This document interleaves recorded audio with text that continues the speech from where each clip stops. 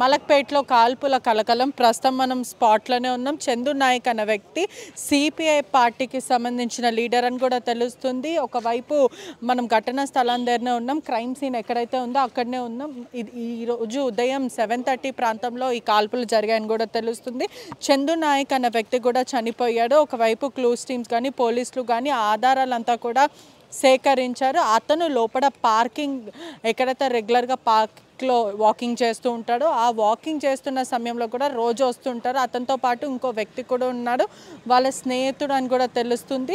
అతనికి ఫోన్ చేసి ఏదైతే చనిపోయిన వ్యక్తికి ఫోన్ చేసి కూడా బయటికి రమ్మనడం, ఆ తర్వాత షిఫ్ట్ బ్రౌన్ కలర్ కార్లో రావడము, 4-5 కలిసి ప్రీ ప్లాన్డ్గా పథకం ప్రకారమే అతన్ని దాడి చేశారు, అతన్ని చంపారు. దాదాపు గన్తో ఫైరింగ్ చేయడం అయితే జరిగింది. 4-5 రౌండ్స్ వరకు కాల్పులు జరిపారని కూడా తెలుస్తుంది. ఉస్మానియా మార్చరీకి అయితే తరలించారని కూడా తెలుస్తుంది. అదే కాకుండా ప్రస్తుతం ఈ ల్యాండ్ ఇష్యూ వల్లనే ఘటన చోటు చేసుకుందని తెలుస్తుంది. గతంలో కూడా సిపిఐ పార్టీకి సంబంధించిన వ్యక్తి లీడర్ కుటుంబ సభ్యులు మాత్రం రాజేష్ అన్న వ్యక్తితోని కూడా గొడవలు జరుగుతున్నాయంటూ కూడా కుటుంబ సభ్యులు ఆరోపిస్తున్న పరిస్థితి అయితే కనిపిస్తుంది. చనిపోయిన వ్యక్తి కూడా అతని మీద కూడా అనేక కేసులు ఎల్బీ నగర్లో మర్డర్ కేసు కూడా నమోదైందని కూడా తెలుస్తుంది. బుల్లెట్స్ అంతా కూడా ఇక్కడనే పడిపోయి ఉన్నాయి.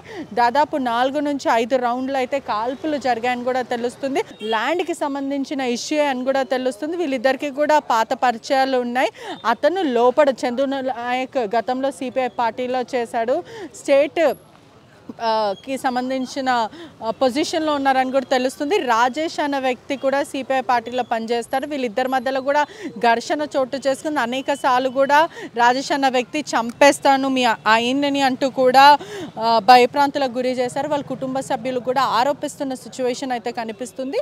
ఉదయం వాకింగ్కి యాజ్ యూజువల్ ఎవ్రీడే ఎలా వెళ్తారో అలా వాకింగ్కి వెళ్ళిన సమయంలో కూడా ఈ పెద్ద పార్క్లో దాదాపు 100కి పైన మంది ఉన్నారు. అదే కాకుండా అతనికి ఫోన్ చేసి మరి నువ్వు బయటికి రావాలి అంటూ కూడా ఫోన్ చేసి బయటికి పిలిపించుకోవడం అయితే జరిగింది. ఒకటేసారి స్థానికంగా ఉండే వాళ్ళందరూ కూడా భయప్రాంతులకు గురయ్యారు. అదే కాకుండా వచ్చిన వెంటనే ఏదైతే ఇక్కడ గేట్ కనిపిస్తుందో ఈ గేట్ నుంచి ఇలా నడుచుకుంటూ వస్తున్న సమయంలో కళ్ళల్లో కారం కొట్టి దాని తర్వాత అతని మీద దాడి చేసి ఆ తర్వాత షూటింగ్ చేశారని తెలుస్తుంది. ఐ విట్నెస్ వాళ్ళు ఇదంతా కూడా చెప్తున్నారు. ఇప్పటికే ఇదంతా కూడా ఒకటేసారి భయప్రాంతులకు గురయ్యారు. అదే కాకుండా ఇదంతా కూడా రెసిడెన్సీ ఏరియాస్ చాలా భయప్రాంతులకు గురైన పరిస్థితి అయితే కనిపిస్తుంది.